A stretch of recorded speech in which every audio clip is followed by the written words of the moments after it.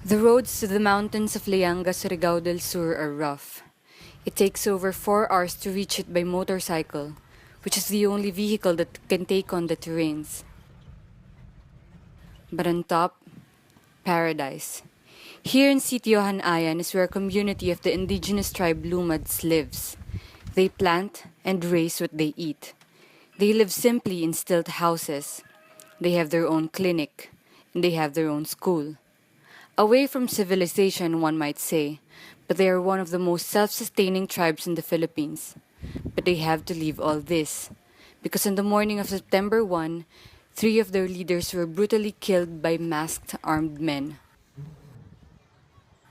This is where they have been staying for over a month, at the sports complex in Tandag City, where they live in tents or in bleachers. 19-year-old Dalia Sinzo is a volunteer health worker. They work 24 hours a day and don't earn a single cent. Umaga, may mga pasyente, lagi na lang minuto, may pasyenteng darating. Saka, wala namang ibang magjujuti, kami naman. Saka, magjujuti ang mga taga-DOH, pero hindi naman sila 24 hours. Ginagawa po ito para sa mga tao, at saka para naman sa kalagayan ng mga tao. Saka, isa naman akong biktima ito. Mothers here have given birth to infants and are now being raised on cemented blocks that get so hot during the day and cold during the night. They are being taught urban farming because rice here in the city don't compare to the rice they grow in the mountain. 3 times a week they hold classes here. One of the leaders who died was their Sir Emok, the executive director of their tribal school Alcadev, and in this classroom, Sir Emok lives. Education has always been difficult for the Lumads. One of the slain tribal leaders, Jonel Campos, only finished grade 2. His eldest daughter, Michelle, is determined not to let their deaths be for nothing. Hindi lang naman siya ang lumalaban. Yung organisasyon na kung saan siya ang chairman, ang nagiging paninindigan o ang ipinaglalaban nila ay yung talagang yung pagdepensa sa lupang ninuno, na hindi ito mapasukan ng iba't ibang dambuhalang korporasyon ng pagmimina, kahit na ng mga laging company. Through tribal schools, Michelle and many other Lumad children are able to study, something that their parents never got to do. The schools are run by Lumads for the Lumads, but these schools are being targeted. According to data from the government, for every 4 communist rebels who returned to civilian life and switched allegiance to the government, 3 were Lumads. Statistics like this are used to support the assertion that in these tribal schools, Lumads are not being educated but trained to be rebels. Hindi na bago sa amin ang ganyang mga isyu. Kasi simulat sa pulpa lamang nung maitatag itong mga alternatibong paaralan na kung saan nagseserbisyo doon sa totoong pangangailangan ng mga Lumad. Dahil nga sa interes ng mga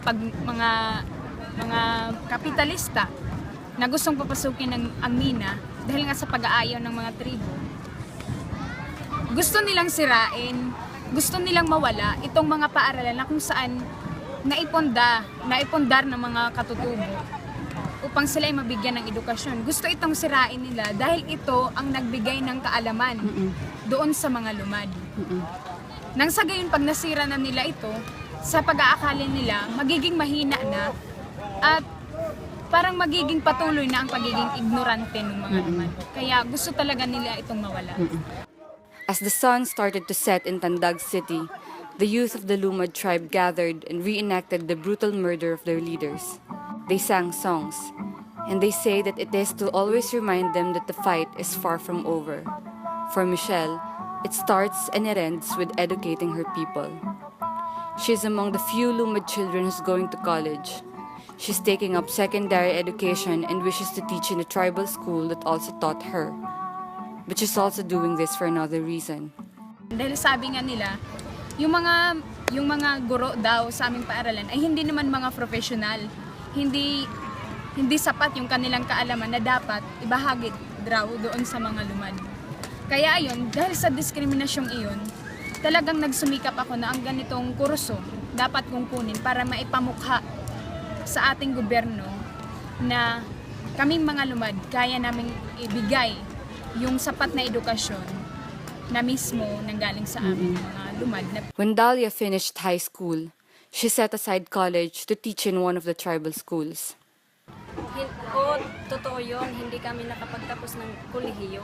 Pero,